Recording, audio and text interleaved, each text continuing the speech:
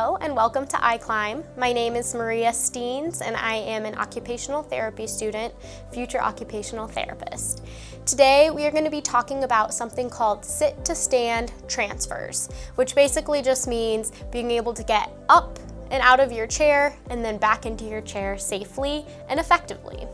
So with Parkinson's, it can be challenging to do this small motion. And I'll tell you there's a couple different reasons why.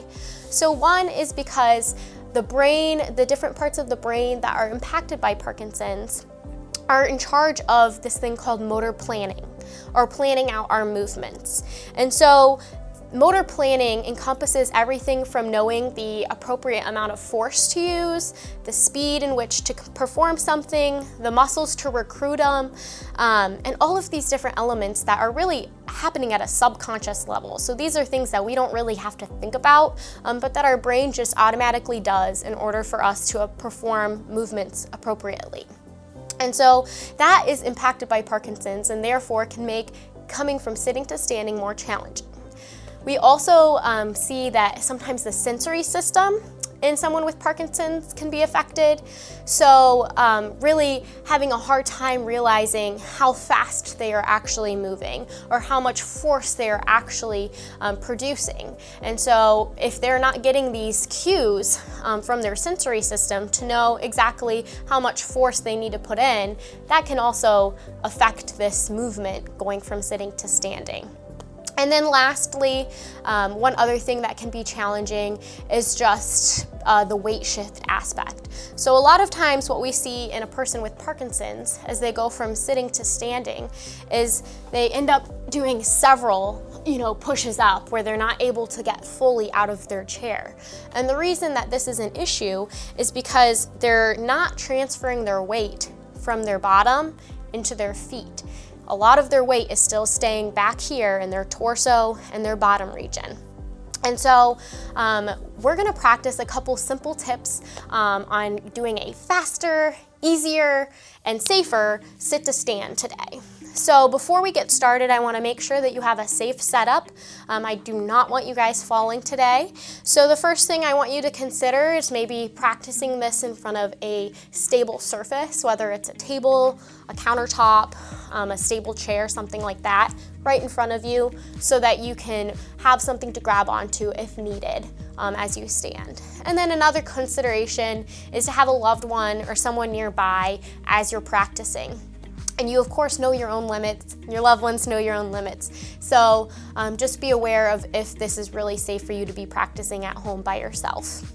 But those are the considerations I want you guys to, think about as we go into this. And lastly, if you're using assistive devices like a walker or something like that, remember that we're not going to be holding on to the walker as we go into standing. That can actually kind of cause us to tip backwards if we don't get enough, momentum going forward. So we're not going to be holding on to the walker. You can have it in front of you if you would like, just once you are in standing. So I'm gonna go ahead and introduce you to the 3 simple tips that we're gonna practice today. The first is scooting forward. So this helps with that weight shift. So you have 2 options with scooting forward. You can either walk your hips to the front of the chair, like I just did, or another option, if you don't have that kind of mobility in your trunk, is you can lean back into the back of the chair and that will allow you to push your hips forward. And from here you can come into sitting at the edge of your seat. So the first step is scooting forward.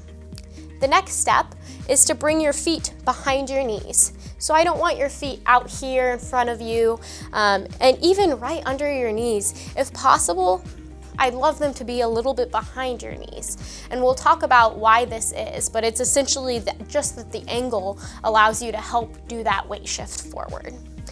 And the third and final step is to really rock and lean. So a lot of times when people are trying to do this weight shift, they're pushing straight up and that weight is staying in this back part of their body. When we're rocking and leaning, I'm able to stand up way more efficiently, faster, and safer.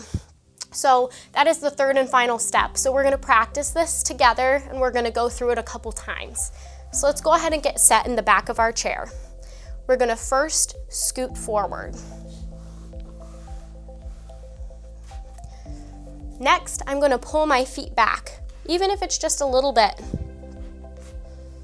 And the third and final step, we're gonna rock and lean. So when I'm ready, I'm going to lean my body forward and I'm gonna rock up. Great job. So see how your forward fold really helped you get up out of the chair? If you felt like it was still challenging, or maybe you fell back down into your chair this first time, I want you to try this with a little bit more of an explosive movement the second time around.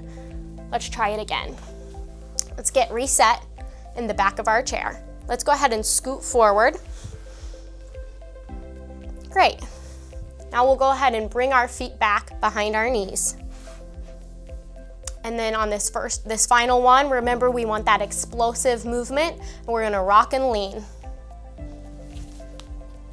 Great job, guys.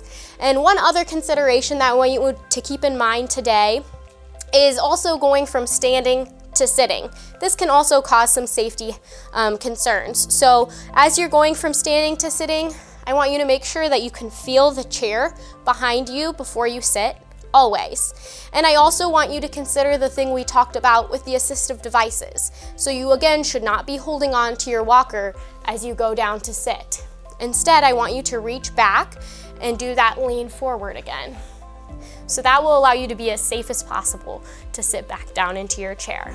So I hope you practice these at home. This is a really great way to kind of stay functionally in shape, and a really great exercise to practice that has direct implications on your everyday life. So thank you, and thanks for joining iClimb today.